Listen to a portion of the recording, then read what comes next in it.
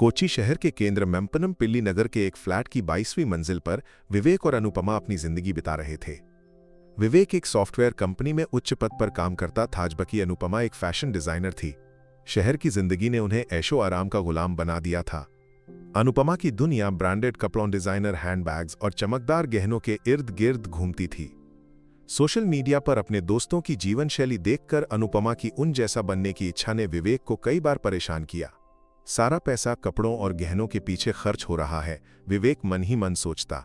उनके पैसे को लेकर विचार पूरी तरह अलग थे। एक रविवार दोपहर अनुपमा का फोन बजा। त्रिशूर के एक गांव से उसके पिता श्रीधरन नायर का फोन था। वो एक छोटे से खपरेल वाले घर में पेड़ की टहनियों के नीचे अकेले रहते थे। बेटी, मेरी तबीयत ठीक नहीं है, उनकी आवाज में कमजोरी की हल्की सी सिकुड़न थी। मुझे उठने की भी ताकत नहीं है, कोई मदद करने वाला नहीं है। फोन कटने के बाद अनुपमा का चेहरा उदास हो गया। पिताजी अकेले हैं, उसने विवेक से कहा। मैं उन्हें कोच्चि लाना चाहती हूं। विवेक का चेहरा अचानक सख्त हो गया। कोच्चि? क्यों? उसने पूछा। यहां का मौसम उनके लिए ठीक नहीं होगा। गांव का शुद्ध वातावरण उनके लिए सबसे अच्छा है, विवेक ने भावहीन चेहरा बनाकर कहा।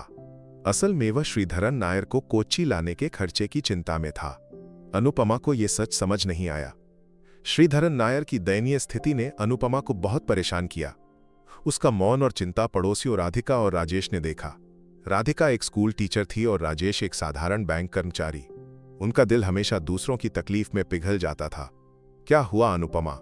कुछ परेशानी दिख रही है? राधिका ने पूछा। अनुपमा ने सब कुछ खुलकर बता दिया, अपने पिता को कोच्चि लाने की इच्छा, विवेक का विरोध और अपनी लाचारी। राधिका और राजेश ने आश्चर्य से उसे देखा।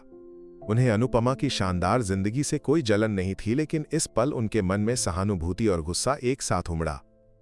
विवेक, जो भी कहे, मैं त्रिशूर जाना है। पिताजी को अस्पताल ले जाना होगा, राजेश ने कहा। वहां जाकर ही पता चलेगा कि उनकी हालत क्या है। अगले दिन वे त्रिशूर के लिए निकल पड़े। श्रीधरन नायर के घर पहुंचने पर उन्हें बिस्तर पर कमजोर हालत में देखा। बिना एक पल गंवाए राजेश और राधिका ने उन्हें त्रिशूर के अस्पताल में भर्ती करवाया। तभी एक वकील उनके पास आया। 5 साल से कोर्ट में चल रहे आपकी जमीन के मुकदमे का फैसला आपके पक्ष में आया है। अब उसकी कीमत 1 करोड़ रुपए है, वकील ने कहा।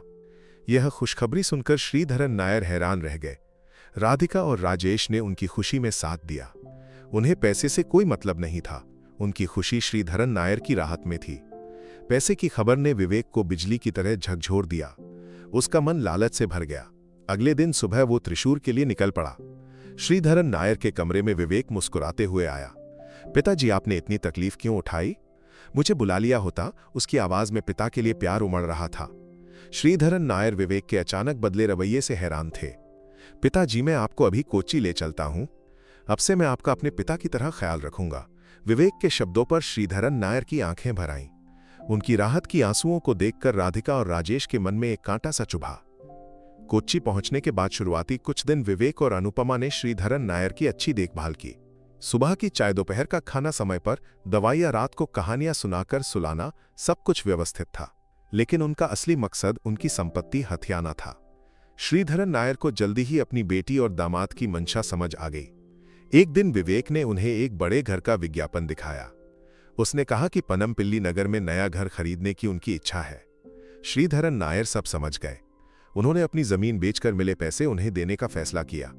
उस पैसे से तुम बड़ा घर खरीद लो, मुझे इसमें खुशी ही होगी, उन्होंने कहा। उस पैसे से उन्होंने पनमपिल्ली नगर में एक बड़ा घर खरीदा और ऐशो आराम की जिंदगी शुरू की। पुराने फ्लैट की जिंदगी भूल गई। अब उनका लक्ष्य लाखों का था। नई गाड़ियां, नई यात्राएं, नई जिंदगी। नए घर में आने के बाद श्रीधरन नायर फिर से उपेक्षित हो गए। उनकी मौजूदगी उनके लिए बोझ बन गई। सुबह उठने पर खाना भी समय पर नहीं मिलता था। एक दिन श्रीधरन नायर को सांस लेने में तकलीफ हुई। बेटा, मुझे सांस नहीं आ रही, दवा दो, उन्होंने विवेक से कहा। मुझे नहीं पता आपकी दवा कहां रखी है, कहकर विवेक ने उन्हें नजरअंदाज कर तेजी से चला गया। अनुपमा फोन पर बात करते हुए एक कोने में खड़ी थी। राधिका और राजेश को खबर मिली और वे जल्दी से आए।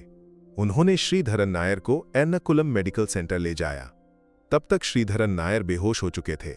डॉक्टरों ने तुरंत इलाज शुरू किया और उन्हें होश में लाया। श्रीधरन नायर को जिंदगी का सबसे बड़ा सच समझ आ गया। उनकी बेटी और दामाद के लिए प्यार से ज्यादा पैसा महत्वपूर्ण था। राधिका और राजेश ही उनके असली रिश्तेदार थे। एक दिन विवेक फिर उनके कमरे में आया। पिताजी, हम एक और नया घर खरीदना चाहते हैं, उसने कहा। आपके नाम पर वो घर खरीदकर हम सब साथ रहेंगे। श्रीधरन नायर ने विवेक को देखकर मुस्कुराया। उनके मन में गुस्से की जगह शांति थी। उन्होंने एक राज खोला। मेरे पास अभी करीब 2 करोड़ रुपए बचे हैं, उससे एक घर खरीदा जा सकता है। यह सुनकर विवेक और अनुपमा खुशी से उछल पड़े।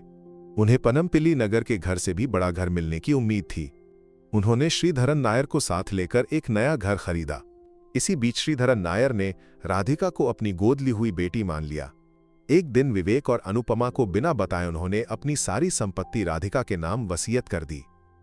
वसीयत पर हस्ताक्षर करने के बाद उन्होंने मुस्कुराते हुए राधिका से कहा, बेटी, पैसे से ज्यादा कीमती प्यार और देखभाल देने वाले रिश्ते हैं। उसी रात एक तूफान में एक पेड़ की डाल उनके नए घर पर गिरी। घर का अगला हिस्सा टूट गया। तभी उन्हें पता चला कि 1 करोड़ रुपए का बैंक बैलेंस गायब था और श्रीधरन नायर ने घर अपने नाम पर नहीं बल्कि राधिका के नाम पर खरीदा था। विवेक और अनुपमा सन्न रह गए। ये सब देखकर श्रीधरन नायर ने राधिका का हाथ पकड़ा। इस सब का कारण पैसे का लालच है। ये रिश्तों की कीमत नहीं समझता। उन्हें पैसा खोना पड़ा, लेकिन उन्होंने जिंदगी का सबसे बड़ा सच खो दिया। ये सुनकर विवेक और अनुपमा सिर झुकाए खड़े रहे। अब उन्हें समझ आया कि उन्होंने पैसे से ज्यादा क्या खोया।